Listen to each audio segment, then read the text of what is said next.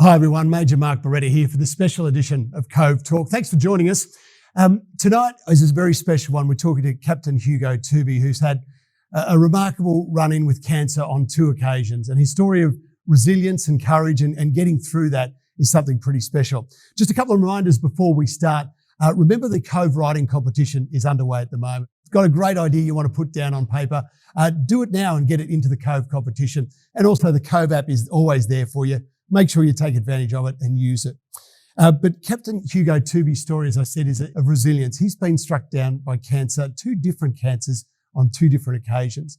And the way he's gotten through that and the support he's had is quite incredible. Now, remember that here in Australia, 1 in 2 Australian men, 1 in 3 Australian women will experience cancer at some form in their lifetime. So it's great to have Hugo here with us to take us through his story, how he dealt with it, and also what it's meant to him.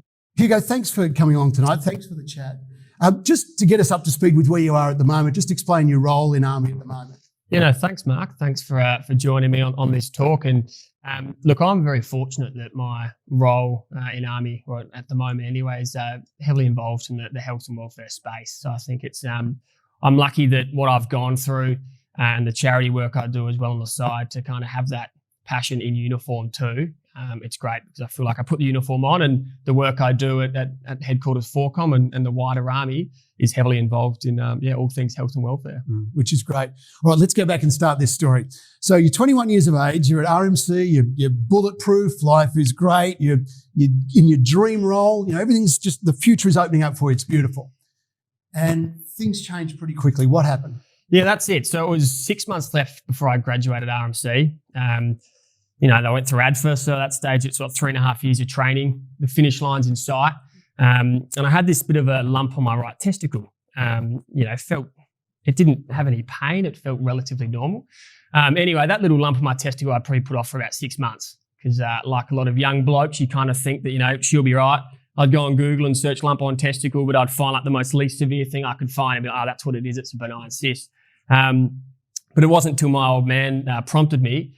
It was actually his birthday. I remember calling him up and I said, look, on an unrelated side note, Dad, I've got this weird lump on my testicle. What do you reckon? He said, mate, why don't you go to the doctor? I'm like, well, that's a good idea, Groundbreaking. Groundbreaking, right? And especially because where I was at Longtown Lines at RMC, the RAP, the doctor was 30 metres from my room, but I put this off for 6 months because I thought, I didn't want the doctor having a look at my balls or anything like that. So like a lot of young blokes, I was pretty naive about the whole thing. Anyway, old man prompted me, went to the doctor, had a feel around, didn't think much of it, sent me off for an ultrasound. And then within, 12 hours, I got the call from the doctor to go back. And he said, mate, you've actually got testicular cancer. But unfortunately it's also spread because, I put off that little pea-sized lump. Yeah. When you were putting it off, was there a fear in your mind? Was that part of why you waited so long? Yeah, look, I think so. I think that fear of the unknown is often the most difficult part. It's like anything, you kind of just, you hope for the best. And sometimes that whole just pushing it to the side, hoping it disappears on its own, that was definitely at the forefront. So that, I constantly went through my mind about, it's nothing. And I never really thought that, what if it's cancer or what if it's something more serious? So what's that moment like when the doctor comes back to you, sits you down and says, hey, Hugo, it's testicular cancer?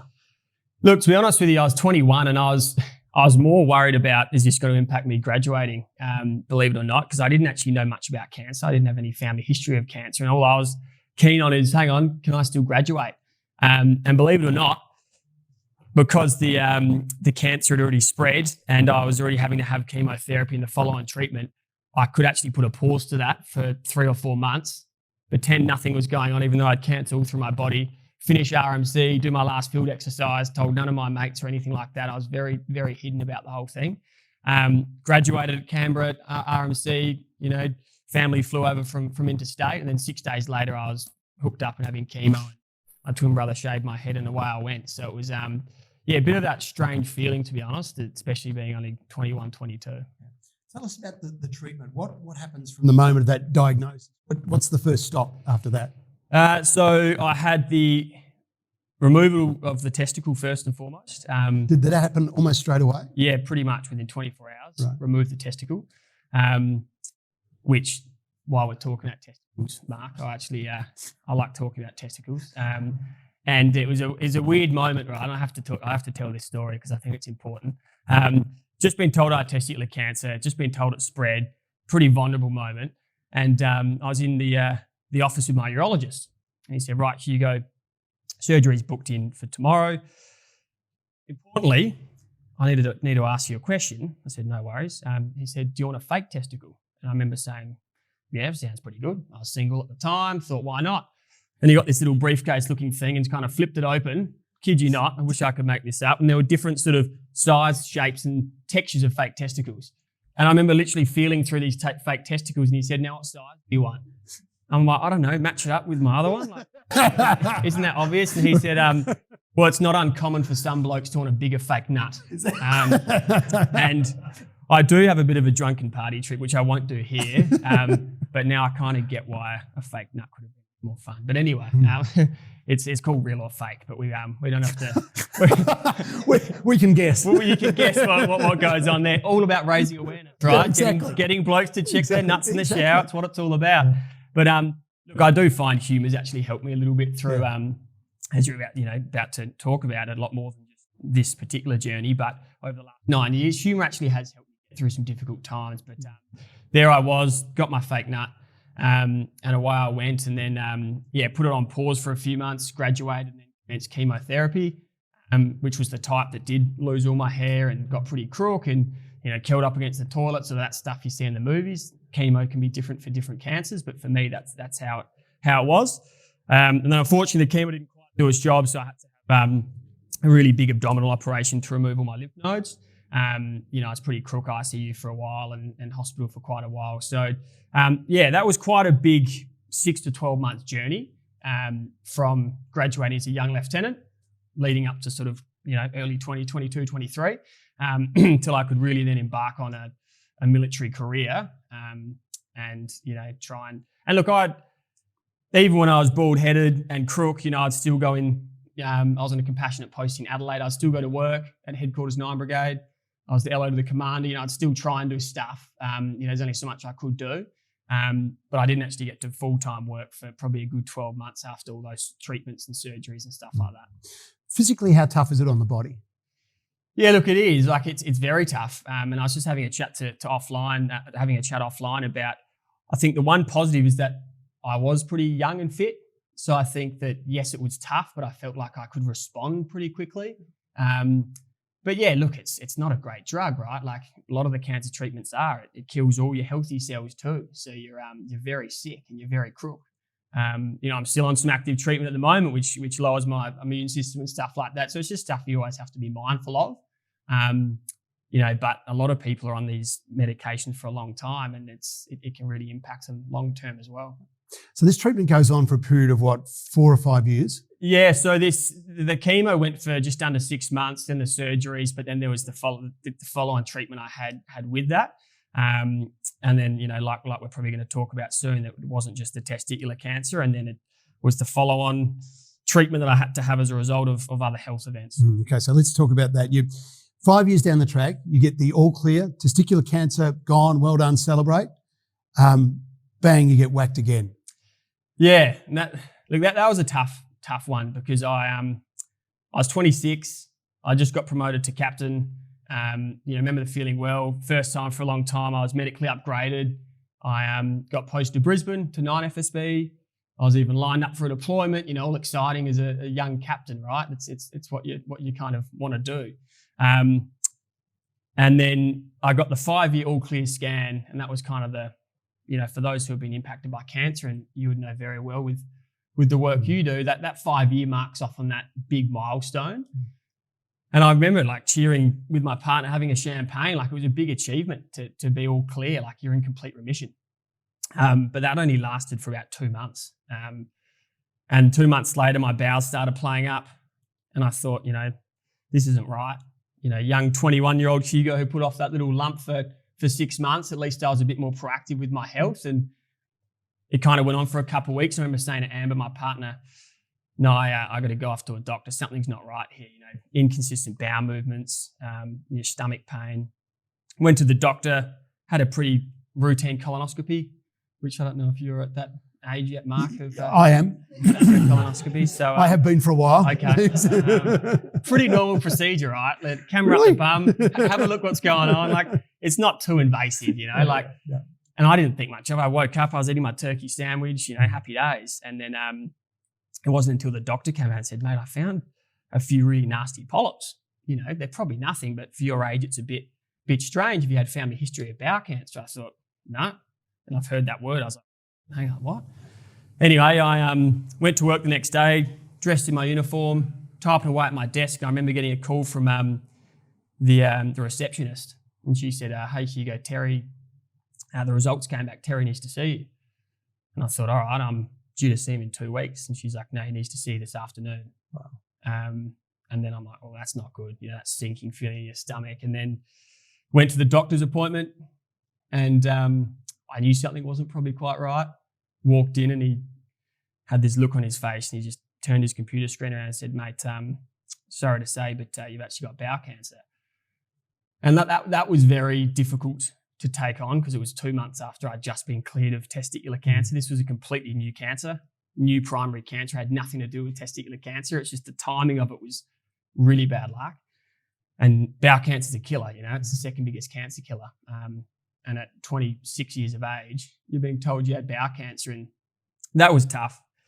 And I sometimes still get emotional about it, to be honest, more so because I can still recall the moments of telling family, you know, and you touched on at the start, something like cancer or mental illness or these health events impacts so many people. I remember calling my old man up and he didn't even know I was having a colonoscopy. And I just said, yeah, Dad, I've got some bad news. And I could hear him get emotional. And he's not an emotional guy. And then all of a sudden he's, I can hear my old man crying because his son's just told him I've got another bout of cancer. And you feel like you put your family through all this pain. Like, you know, they're going through this with you and it's really difficult. But you don't have a choice. Like you don't have a choice. You just have to just be like, all right, what next? And then I had to just go on the follow-on surgeries and treatments. And, I've just been taking it ever since until very recently I found myself in hospital again having another emergency bowel surgery. So it's just been ongoing. But that was difficult, that whole initial stage of discovering that. It's often one of the understated things, the toll that it takes on families and the drain of resource and emotion and energy on families. But the flip side of that is the support that you get from the family and also your work colleagues too. I mean, how much support have you had from family and who's been your rock? And tell us about your support from Army as well. Yeah, you're spot on. And like for me, support from my fiance. I'm getting married in November, so congratulations. Soon to be wife. She's we've been together for 8 or 9 years, and she's been with me the whole time. And she's a nurse, so she's kind of got that caring trait to her. But she's just by my side in hospitals, and my boss here at work, she saw me in hospital and probably saw my fiance sitting by my bed. She's done that for years. So she's been a massive support. And I, the whole cliche, I couldn't have done it without her. It's honestly true because she just takes off that level of stress that you're going through. And then work, like you said, I'm often in the Army, we hear a lot of the not so good stories of people who have gone through, transitions or health events. We don't often hear the good stories or the success stories of someone who's actually, like myself, been looked after, but also not just from a medical point of view, but my, colleagues and my, people I work with, and some of my best mates today are my fellow captains who I went through ADFA with or RMC with, and we've just been mates ever since. But then also having a job that you have that purpose, when you go through what I've gone through, to be able to put that uniform on, it's understated how much that does to your mental state, to feel like you're actually contributing and you can still offer, the Army a lot and the job I'm doing. So I'm so fortunate that I've, my partner, my family, and then the Army, which is kind of that work family, has just made it that little bit easier. Yep. Hugo, tell us about the road ahead treatment-wise. Where are you? Yeah, so look, I'm up until a few months ago, I was doing really well. I was the best I'd been for a long time, which is fantastic. I've since been diagnosed with another sort of bowel disease. I've only got a small bowel left. They had to, due to my bowel cancer, they had to remove my my colon and my rectum. So I had an external bag for about a year, and then remarkably they reversed the bag, and I've got an internal J pouch, they call it. They stretch down my small bowel and create like a J shape, and then over time that kind of acts as your large bowel and rectum. So there was about 6 months I had to kind of learn how to go to the bathroom again like a kid. So that was challenging.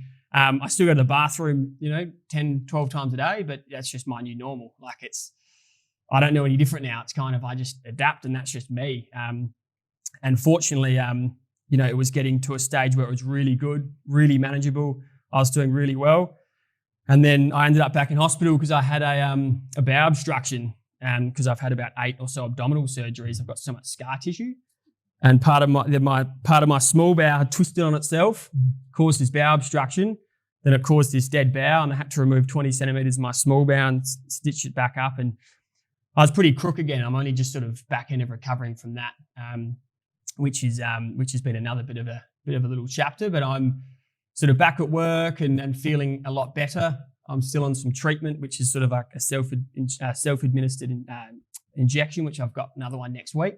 But all in all, that's being said, like it sounds like a lot. I'm actually doing pretty well. Most importantly, my mental health is actually in a really good place at the moment. But I've had to really work on that over the years, and that's something that often doesn't get talked about enough. We often focus on all the physical stuff, and the mental health stuff gets pushed to the side. But I'm actually in a pretty good place, all things considered. Yeah, let's talk more about that, because it's so important. And I can tell that you've been worried about the people around you, and and trying to make it easy on them. So how tough has it been? Where do you turn for help when you find that you really need help? And have you been able to do that? Yeah, look, I have. I think I've got so much better of it over the years in doing stuff like this. Being open and vulnerable and actually talking about my feelings. I never used to do that, but I realised it's kind of therapeutic for me in a way and healing for me. But also by kind of letting other people know what you're going through, they can kind of have a bit more of an insight and help you. But I find that just having those people in your life that you can just always rely on. So if you, like my partner now, if I'm having a really bad day, I'll tell her that I'm having a really bad day. And then it's just trialing new different things. And for me, it sounds silly. We've probably all heard of it, but I've got a gratitude journal next to my bed, and every night without fail, it's got 3 little things that you're grateful for in that day. And I was even doing that when I was in hospital. So if you've had a really bad day, it's just a matter of finding the smallest little things. Like, you know what, that walk to work, or that morning coffee I had was pretty good, or cuddling my dog on the couch, watching a movie was pretty good, or whatever it might be. But just actually realizing there's actually been a bit of good in today, even though I feel like I haven't had a good day. So it's just working on stuff like that, finding what works for you is the key, and just having that support network. Not necessarily, it doesn't have, I see a psychologist, but it doesn't have to be a psychologist or a clinician. It can be a close friend or a colleague or a family member that you can really rely on. And it could be 2 a.m, and you can feel like you can pick your phone up, call your good mate and say, I'm having a shitty day, mate. Can we have a chat? That's the important stuff. It's just kind of having those conversations, normalizing those conversations, and actually talking about it goes a long way. Having been through the process now, what do you want people to know about testicular cancer and bowel cancer? What are the 2 things that we all need to know that we don't? Look, the biggest thing for testicular cancer, and the easiest thing, and for all the blokes even watching this, it's something like, especially the younger blokes, it is a younger man's cancer. It's in the shower tonight when you're thinking of us, which is a little bit weird and sexual, but that's okay. Lovely, really lovely. Nice. It is for the right reasons. In the shower tonight, when you're kind of thinking, because it's the best way to check it, actually have a check of your testicles. And it's something, that whole self-check, self-awareness piece. And same thing for women and for all aspects of your body. It's like when you have, freckles or lumps and bumps, it's just being aware of your body is the simple key. You know your body better than anyone. So if there's a couple changes and you think that's not quite right, whether it's a lump on a testicle or it's a, abnormal little freckle that you think I should probably have a skin check, that's the key. And then for something like bowel cancer, I often say the 2-week rule, and that's not something that I necessarily invented. That was through medical advice. They say that if you've got sort of inconsistencies that are not your normal, right, for over 2 weeks, so this isn't not just a I've eaten something that's kind of, your guts are playing up. So over 2 weeks and things are playing up, it's usually a good sign to go off to your doctor. So they're kind of the key ones. It's that self-checks, which everyone can do by themselves. And then if something's not quite right for that sort of over a couple of week period, just go see your doctor. What's the worst that can happen is just having that check and going to see your doctor. Cancer and these two cancers are just so prevalent in society. As I said, 1 in 2 Australian men, 1 in 3 Australian women. What do you say to someone who might get the diagnosis tomorrow? Yeah, look, nothing can really prepare you for that. And I think people will handle it differently. And that's probably a key, is that there's no right or wrong. But, all I can say is that for me anyway, having that support around you, and I know some people have, more family support than others, but having some level of support around you, because it's a bloody hard thing to go through by yourself. And even if it's a friend, a colleague, a family member, it's just having them along with you, because it will just make it that little bit easier. Yep. What was the darkest day? What was the hardest part? Well, the hardest part, probably outside of telling my old man and telling my family. And I think there's actually a photo which I often reflect on, this photo, which I don't know if it's going to come up for those watching, but it's this. It's a time where I lost about 22 kilos in hospital.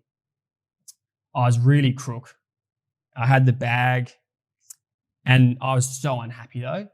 And I've got this photo actually, and it's I often reflect on that photo. And when I give presentations, I put the photo up, and it can be a bit confronting, but for me, it's kind of a way of showing how far I've come. And if I'm having a really bad day, or what I've recently gone through, and I'm thinking, Jesus, this is, I don't know if I can go this again. I look at that moment, and that moment wasn't great. It's, you look at yourself, and you just physically, mentally, you're just not in a good place. And I feel really sorry for that person who I was, because I just know how much pain I was in. And it's, well, like I said, I often reflect as kind of comparing myself to myself, in the sense of I've come a long way.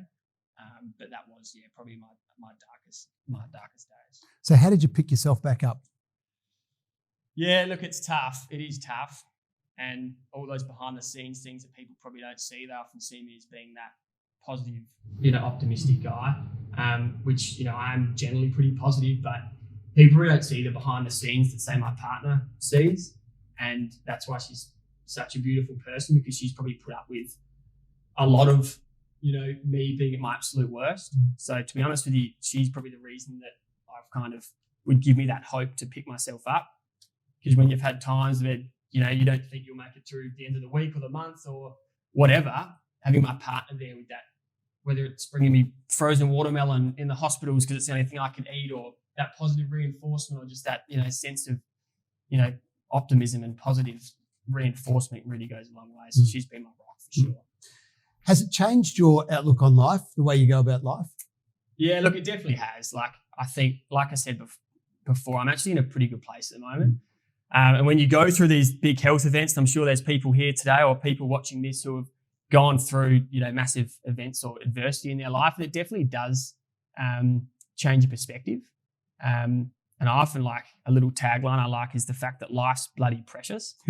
And, once it's all said and done, we all have stressful days. We all have stuff going in life. But the core of it is that life's precious. And I think that it does change my perspective on things. And I realized that, you were just reading out some stats before. I actually am one of the lucky ones, because unfortunately there are so many people that aren't as lucky as I am. They're not here today sharing their story. So that's kind of my perspective on looking at things. And I try and just, appreciate that little glass of wine that little bit more, or, appreciate being around friends and appreciate putting that uniform on. And they're the little things that I just like to reflect on. Yeah. You mentioned they're putting the uniform on, and you mentioned earlier the amount of support that you've got from your workmates and your colleagues. But how important has that support from Army and from your workmates and from the organisation been to you? Oh, it's massive. It's huge. It's, having that uniform, it's, there is that sense of pride. And, I think that's why largely a lot of people have those difficulties when they do transition out of the Army and they have got a lot going on in their lives, is they probably underestimate how much that uniform did to them. That kind of that safety blanket, that family. Like you've got these colleagues and this special community. And we were chatting before about it, how like when you were saying when you put your uniform on, it's quite that special community that you're part of. For me, it's massive, and I'm so proud that I'm still serving, and I'd like to think I can still contribute to the army in some way, shape, or form, because it's so important to have that purpose. Like if you don't have purpose, things can be pretty difficult. Yeah. So on that, let's talk about what lies ahead. Married in November. Yeah. Fantastic. Congratulations. That's coming up. What are your hopes and dreams? What happens from here? Where are you looking to? Look, it's I don't have necessarily long-term goals. As far as naturally, I can be a bit pessimistic on the health front. Of it can be deflating in a way of I don't want to plan too far ahead, because it's like for example, I have to change my honeymoon because I'm not allowed to go overseas because this recent health event can happen again.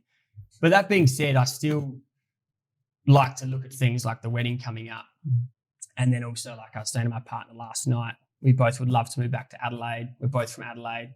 Adelaide Hills, dogs running around like that, Adelaide Hills property wineries nearby, like that sort of stuff that I visualize, that's what makes me really happy. And then on a work front, I'm off to DFR next year. So I'm really excited to in Sydney to move into the world of recruitment. And it's something a bit different to welfare, but it's still around people, and it's something I can contribute to as well. And like I said, I'm a good news story of how the Army supported me. I'm a massive advocate for the Army. So I'm also looking forward to that. And what happens after that, I'm not too sure, but there's definitely some things to look forward to. Yeah. Tell us, just explain for us how this whole process you've been through has made you better in your role as a welfare officer. I mean, obviously you have a whole new perspective now. Absolutely. It's that, look, I'm a massive one for that lived experience of someone going through something that someone else can relate to. And I, do share my story, quite a bit, and I share it in uniform and out of uniform. And the amount of conversations I've had with soldiers from all demographics, whether it's a warrant officer who's been in for 30 years or a young private who's come up to me after a presentation or after I've shared my story, and some of them might have had a few tears and something they're going through, and they start opening up about an experience they've had. It's quite a rewarding, strange feeling when you can almost use what I've gone through in these really shitty times to help someone else, but then encourage others when they're ready to do so to go, hey, like your story might also be able to help someone else. And having that relatability of seeing, hang on, this guy's a young bloke who's gone through all this. He's not too dissimilar for me. How I'm feeling at the moment with my mental health and all that type of stuff.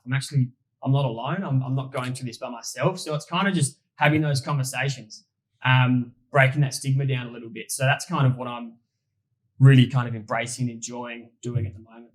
I think you hit on something important earlier when you talked about vulnerability. That honesty and vulnerability is just so important. Hugo, we're out of time. I just want to say thank you very much. Thanks for your honesty and for being so vulnerable in telling your story and for sharing your story, because it will make a big difference to a lot of people. So thank you. Good luck. All the best for the wedding, and good luck for your career ahead. We look forward to following. Thanks, man. Thanks, Hugo. Appreciate it. Just a couple of quick reminders from the Cove too. Don't forget to stay in touch, keep with the app, and the writing competition is underway. You might have been inspired by something you heard tonight. But thanks very much for joining us, everyone. We'll have more Cove chats coming up shortly. I'm Major Mark Beretta. Have a great night. See you soon. Thanks very much.